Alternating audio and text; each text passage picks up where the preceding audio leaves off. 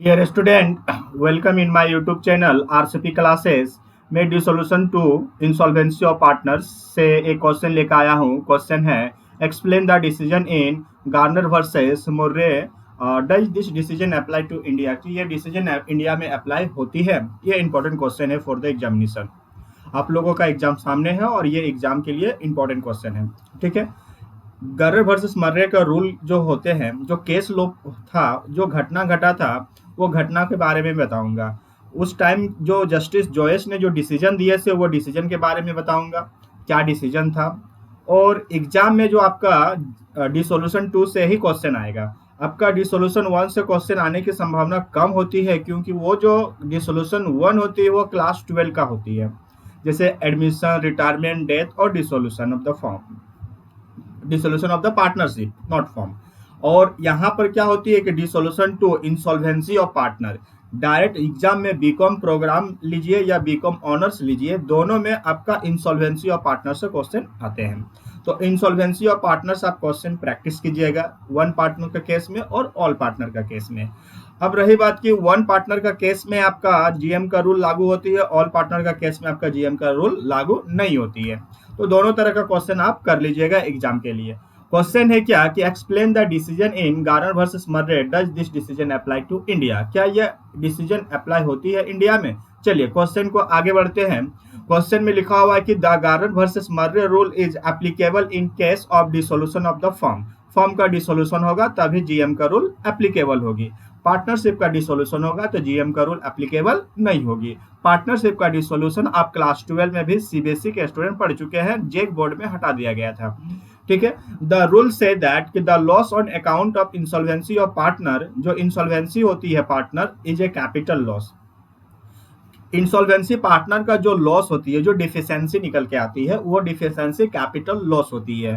तो वो लॉस जो होती है, उस लॉस को बियर करने का किसका लाइबिलिटीज बनेगा, क्योंकि इंसॉल्वेंट हो गई वो पार्टनर, उनके पास तो उतना क्षमता नहीं है कि वो अपने लाइबिलिटीज को चुका पाएगा। तो उनके जो लाइबिलिटीज बनता है वो लाइबिलिटीज सॉल्वेंट पार्टनर चुकाएगा, ऐसा रूल में है। तो सॉल्वेंट पार्टनर किस रेशियो में चुकाएगा ये आपका यहाँ पर बताया गया है कि which should be borne by the solvent partner in the ratio of capital standing. Solvent partner का जो भी कैपिटल स्टैंड किया गया है उस कैपिटल के अनुसार एक रेशियो निकालेंगे, उस रेशियो से इनसॉल्वेंट पार्टनर के जो डिफिशियंसी है, इनसॉल्वेंट पार्टनर के डिफिशियंसी को बियर करेगी। ठीक है, in the balance sheet of the dissolution of the form, जब डिसोल्यूशन हुआ था फॉर्म का जब डिसोल्यूशन हुआ था तो फॉर्म के डिसोल्यूशन के टाइम ही सॉल्वेंट पार्टनर का जो भी कैपिटल स्टैंड है उसी का रेशियो निकालेंगे और इनसॉल्वेंट पार्टनर के डिफिशियंसी को क्लियर करेंगे। ठीक है, अब रही बात कि ये केस आया कहां से, तो ये देखिए ये केस आया कहां से। केस हुआ था गार्नर वर्सेस मर्रे और एक पार्टनर था विल्किंस। ये जो विल्किंस थे यही है इंसॉल्वेंट पार्टनर, और ये दोनों जो है वे है सॉल्वेंट पार्टनर। इंसॉल्वेंट पार्टनर का जो लॉस है, देखिए यहाँ पर डिफिशियंसी है 263 पाउंड का, और रियलाइजेशन में भी लॉस हुआ था 635 पाउंड का, और ये दोनों का आपका कैपिटल है इनका 2500 और 314 पाउंड। अब रही बात कि यहाँ पर घटना क्या हुआ था, केस क्या बना था, ये पढ़ लीजिए कि rule in the Garner versus Murray belong to the leading case of 1904। देखिए 1904 जब हम लोगों का यहाँ जन्म भी नहीं हुआ था उस टाइम का घटना है 1904। According to the leading case in 1900 three partners named, तीन पार्टनर थे, वो तीन पार्टनर में गार्नर थे, Murray and Wilkins started a business या partnership business of trading cloth का बिजनेस करते थे। कहाँ करते थे, इंग्लैंड में करते थे। क्वेश्चन ऑब्जेक्टिव भी आ सकता है कि उन दोनों का जो केस था वो कब का था, कितने पार्टनर थे, इंसॉल्वेंट पार्टनर का नाम क्या था, और बिजनेस क्या चीज का कर रहा था, और कौन सा देश के थे। तो ये सब ऑब्जेक्टिव में भी आ सकते हैं, इसलिए ये डिटेल देना नेसेसरी था। तो इंग्लैंड में हुआ था with the agreement of the sharing profit and losses equally, उन लोग प्रॉफिट लॉस को इक्वली बांटते थे। 1903 में विल्किंस बिकम इंसॉल्वेंट, 1903 में विल्किंस क्या बन गया, इंसॉल्वेंट पार्टनर बन गया। एंड द कॉन्फ्लिक्ट स्टार्टेड, तो बिजनेस में कॉन्फ्लिक्ट आ गया among those all partners regarding their share of loss proportionally, किस अनुपात में करेंगे। तो in this scenario on the one hand the major difficulty arose as an insolvent partner Wilkins, तो Wilkins के पास डिफिकल्टी आ गया कि अपने लाइबिलिटीज को मैं कैसे चुकाऊं, मेरे पास तो ज्यादा लाइबिलिटीज आ गया, मैं इंसॉल्वेंट हो गया हूं। तो वाज अनेबल, तो इन विल्किंस क्या है, was unable to continue his equal share of the loss of capital, और वो बिजनेस में equal share of loss of capital के लिए अनेबल हो गए। एंड द अदर हैंड, और दूसरी तरफ बात क्या था कि द सॉल्वेंट पार्टनर जीएम जो थे गार्नर और Murray were not bound to continue for Wilkins. अब यहाँ पर जीएम जो है, जीएम चाह रहा है कि हम विल्किंस को बिजनेस में कंटिन्यू नहीं रखेंगे क्योंकि वो तो इंसॉल्वेंट हो गए, उसका कर्जा ज्यादा हो गया है। काम क्या उसमें डिसीजन क्या था, देखिए, सच डिस्प्यूट, तो डिस्प्यूट हो गया continue between them regarding the distribution of deficiency of capital amount. तो the chancery decision of the England and Wales ruled that the deficiency would be shared between the partner in their capital contribution but not equally, and also not per agreement of proportion sharing the profit loss। अब यहाँ पर बात आ रही है कि जो भी आपका डिफिशिएंसी आया है, deficiency would be share between the partners in the rate of their capital contribution. अब कैपिटल जितना जितना लगाया गया है उस कैपिटल के अनुसार ही क्या करेगा, उसके डिफिशिएंसी को दूर करेगा। बट यहाँ लिखा हुआ पर नॉट इक्वली, लेकिन बराबर नहीं कर सकता है। बराबर क्यों नहीं करेगा, क्योंकि एक का कम कैपिटल है, मुर्रे का कैपिटल कम है और गार्नर का ज्यादा है। अगर बराबर करेगा तो ये भी दिवालिया हो जाएगा।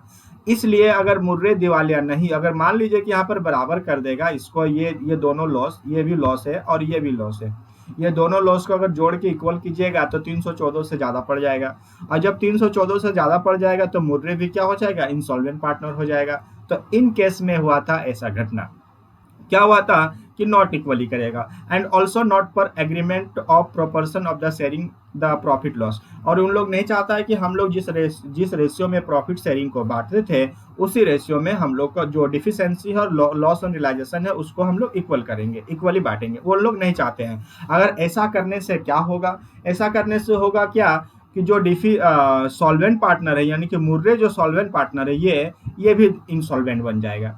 तो ये तो बोलेगा मैं तो इंसॉल्वेंट हूँ नहीं, मेरा तो क्या कैपिटल है अधिक, तो हम क्यों इंसॉल्वेंट होंगे। तो अगर इनके जो लॉस होते हैं, इनके लॉस को हम लोग कैपिटल के रेशियो में दीजिए, जिसका ज्यादा कैपिटल वो ज्यादा देगा, जिसका कम कैपिटल वो कम देगा। अगर हम लोग इक्वल देते हैं तो उस हिसाब से तो हम भी दिवालिया हो जाएंगे। तो यहाँ पर ये प्रॉब्लम आ गई थी केस पर। तो डिसीजन क्या आया देखिएगा कि when the firm was dissolve in 30 June 1900, firm कब डिसॉल्व हो गया, 30 जून 1900 में, due to being insolvent of a partner, Garner versus Murray sued the case in court में चला गया। अब यहाँ पर उन लोगों का डिसीजन हो रहा था कि नहीं, हम लोग तो इक्वल नहीं बांटेंगे, अगर हम इक्वल बांटते हैं तो हम भी इंसॉल्वेंट हो जाते हैं। तो कोर्ट में चला गया केस। तो द चीफ जस्टिस जो थे, कोर्ट का जो जस्टिस थे, जो जज थे, जज मिस्टर जॉयस जो थे, gave an very important decision, एक इंपॉर्टेंट डिसीजन दिया। अब यहाँ पर क्वेश्चन इंपॉर्टेंट बनता है क्या कि उस जो डिसीजन दिए थे जीएम का रूल में, तो जीएम के रूल में जो डिसीजन दिए थे उस जज का क्या नाम है, तो जज का नाम है मिस्टर जॉयस, ठीक है। In this regard is known as the rule, जो वो डिसीजन दिए थे उस डिसीजन के हिसाब से जीएम का रूल बन गया है, गार्नर वर्सेस मर्रे का रूल बन गया। This rule highlights the flowing main point. अब ये रूल जो हाईलाइट किया बहुत सारे पॉइंट में, वो पॉइंट आप देखिए कौन से पॉइंट है। सबसे पहला पॉइंट है कि the sum not recoverable from the insolvent partner is consider as a capital loss to the firm. अब यहाँ पर बोल रहा है क्या कि जो विक्लिंस थे, जो इंसॉल्वेंट पार्टनर हैं, वो अपने जो डिफिशिएंसी है उनका, वो डिफिशिएंसी हम लोग कैपिटल लॉस मानेंगे, रिवेन्यू लॉस नहीं मानेंगे। कौन से लॉस मानेंगे, कैपिटल लॉस मानेंगे। कौन वाला, जो इंसॉल्वेंट पार्टनर की डिफिशिएंसी होती है, पहला।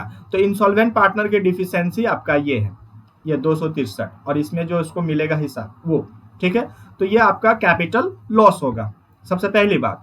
दूसरी क्या है कि such capital loss should be borne by the remaining partner. यहाँ पर डिसीजन आया और मिस्टर जॉयस ने डिसीजन दिया कि जो भी लॉस बनेगा कैपिटल लॉस, वो रिमेनिंग पार्टनर जो बचा हुआ है solvent partner, in their capital ratio में लाएगा। कौन सा रेशियो में लाएगा, कैपिटल रेशियो में बियर करेगी।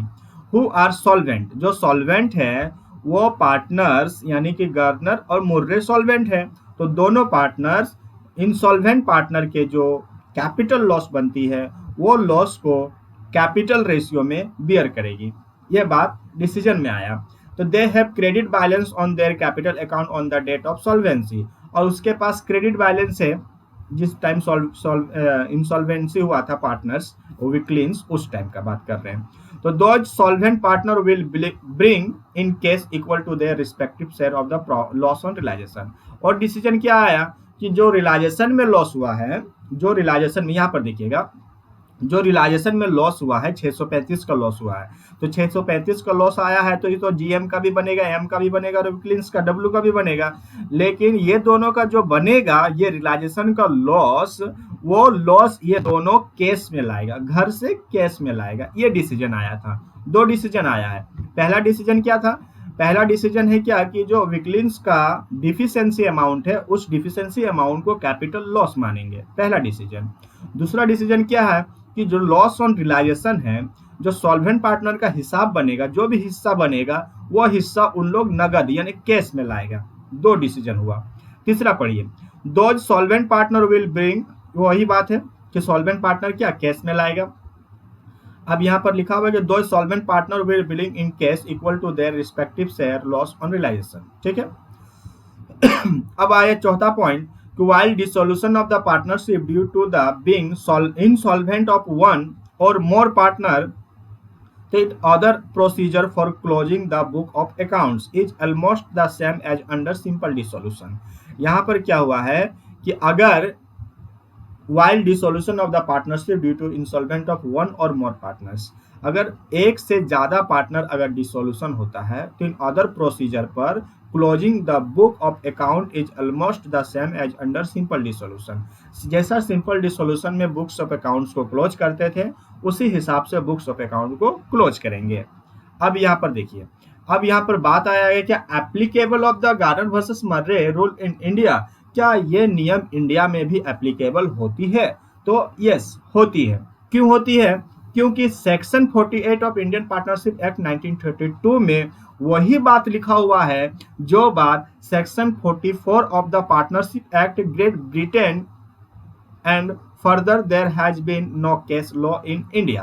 कहने का अर्थ है कि जो ब्रिटेन का सेक्शन 44 में जो केस लॉ लिखा हुआ है, वही case law section 48 of Indian Partnership Act 1932 में लिखा हुआ है। तो दोनों मैच कर जाता है। अगर दोनों मैच कर जाता है तो उस हिसाब से कह सकते हैं कि ये जो जीएम का रूल बना है, वो जीएम का रूल इंडिया में एप्लीकेबल होती है। पहला बात है।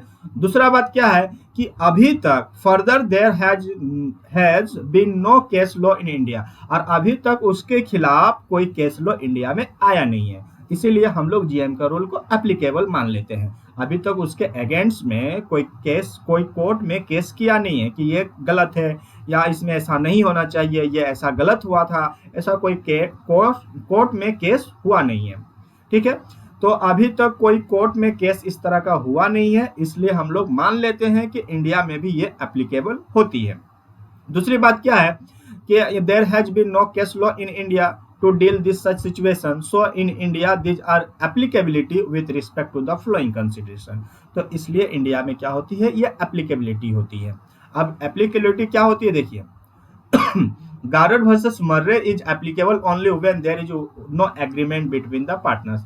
गार्डन वर्सेस मर्रे एप्लीकेबल तभी होगा जब दोनों के बीच में कोई एग्रीमेंट ना बना हो, मतलब क्वेश्चन में कभी लिखा ना हो कि इंडियन रूल से बनाइए। अगर क्वेश्चन में लिखा ही नहीं है कि इंडियन रूल से बनाइए तो अपने से आपको जीएम रूल लगाना होगा। अगर क्वेश्चन में मेंशन किया हुआ है कि नहीं इंडियन रूल से ही बनाइए, तो आप इंडियन रूल से बनाइएगा। अगर क्वेश्चन में इंडियन रूल नहीं लिखा हुआ है तो आप क्या कीजिएगा, जीएम का रूल लगा दीजिएगा। तो यहाँ पर वही बात लिखा हुआ है कि अगर एग्रीमेंट नहीं बना हुआ है for sharing the deficiency in capital account of insolvent partner, तो अपने से आप क्या एप्लीकेबल करोगे, जीएम का रूल एप्लीकेबल करोगे। Realisation loss should be divided in the profit sharing ratio in the as usual manners. Realisation का जो लॉस होती है वो लॉस आप जैसे बांटते थे वैसे ही बांटिएगा। The solvent partner should not bring in cash to make goods the loss on realization. अब यहाँ पर जो सॉल्वेंट पार्टनर होते हैं वो जो लॉस होते हैं रियलाइजेशन को, वो नगद नहीं लाते हैं, नगद वो नहीं लाते हैं, वो इंडियन केस में हो गया, और जबकि जीएम का रूल में क्या होती है, वो नगद लाते हैं। ये डिफरेंस है। Final debit balance of insolvent partners should be distributed among the solvent partner in the proportion of their last agreement capital। अब जो डिफिशियंसी होगी पार्टनरशिप का, इंसॉल्वेंट पार्टनर का बात कर रहे हैं, इंसॉल्वेंट पार्टनर का जो भी डिफिशियंसी होगी तो कैपिटल लॉस है, और उसके कैपिटल लॉस को बियर कौन करेगा, सॉल्वेंट पार्टनर। कौन सा रेशियो में, कैपिटल रेशियो में। यानी कि इंडिया में भी यही होते हैं कि कैपिटल रेशियो में डिस्ट्रीब्यूट करती है। पर क्वेश्चन में कभी कभी इंडिया में ऐसा होती है कि कैपिटल फ्लैक्चुएटिंग है, कैपिटल फिक्स्ड है। अगर कैपिटल फ्लैक्चुएटिंग है तो बात अलग होती है, कैपिटल फिक्स्ड है तो बात अलग होती है। कैपिटल फ्लैक्चुएटिंग है तो उस टाइम अलग केस रूल लागू होती है, लेकिन कैपिटल फिक्स्ड है तो उस टाइम अलग लागू होती है। पर आपको यहाँ पर कंफ्यूजन होने की जरूरत नहीं है। आप दोनों केस में क्या कीजिएगा, चाहे वो कैपिटल फ्लक्चुएटिंग हो चाहे वो कैपिटल फिक्स्ड हो, दोनों केस में आप हमेशा कैपिटल रेशियो में ही बांटना है। ठीक है, कैपिटल रेशियो में बांटना है। ठीक है, अगला बात है क्या, a solvent partner having debit balance in capital account will not share any loss due to the insolvency of partners. मतलब यहाँ पर लिखा a solvent partners have debit balance in capital account. Capital account में उसके पास debit balance है तो वो तो will not share any loss due to insolvency of partner. कहने का अर्थ, अगर कोई पार्टनर का, जैसे कि यहाँ पर देखिए, अगर आपको समझ में नहीं आ रहा तो यहाँ पर देखिए, अगर कोई पार्टनर, अगर ये दोनों में से कोई पार्टनर का यहाँ पर बैलेंस आता तो उस टाइम, जैसे मान लीजिए मुर्रे का भी यहाँ पर बैलेंस आता है कैपिटल, तो उस टाइम जो कैपिटल लॉस बनता था विकिलीक्स का, तो सिर्फ गार्नर ही बियर करता, मुर्रे बियर नहीं करता। अगर किसी पार्टनर का डेबिट बैलेंस है कैपिटल अकाउंट में, तो वो partner deficiency of insolvent partner की जो कमी होती है वो कमी को वो पूरा नहीं करेगा, क्योंकि वो उसका खुद का डेबिट बैलेंस है। समझ में आ रहा है? क्रेडिट बैलेंस जिसके पास होती है वही पार्टनर बियर करती है। डेबिट बैलेंस जिस पार्टनर के पास कैपिटल होती है वो पार्टनर बियर नहीं करेगी। यहाँ पर ये बात लिखा हुआ है, ये बात कि a solvent partner having debit balance in capital account will not share any loss due to insolvency of a partner. Insolvency of partner का जो लॉस होती है वो बियर नहीं करेगी। कब? जब किसी सॉल्वेंट पार्टनर का डेबिट बैलेंस है। ठीक है, ओके। अगर वीडियो समझ में आया, लेक्चर अगर आपको समझ में आया तो चैनल को सब्सक्राइब कर दीजिएगा। ठीक है, बेल आइकन को दबा दीजिएगा। मैं इंसॉल्वेंसी ऑफ पार्टनर जो होती है यही एग्जाम में आती है, तो मैं इससे एक क्वेश्चन, वन पार्टनर जो इंसॉल्वेंट होगा वो एक क्वेश्चन कराऊंगा, ऑल पार्टनर जो इंसॉल्वेंस होगा वो मैं एक क्वेश्चन कराऊंगा। 2 क्वेश्चन में वीडियो बना के डालूंगा। चैनल के साथ जुड़े रहिएगा, सब्सक्राइब कर दीजिएगा और बेल आइकन को दबा दीजिएगा, ताकि नेक्स्ट वीडियो में जैसे डालूं आपके मोबाइल में नोटिफिकेशन चला जाएगा। ओके, धन्यवाद।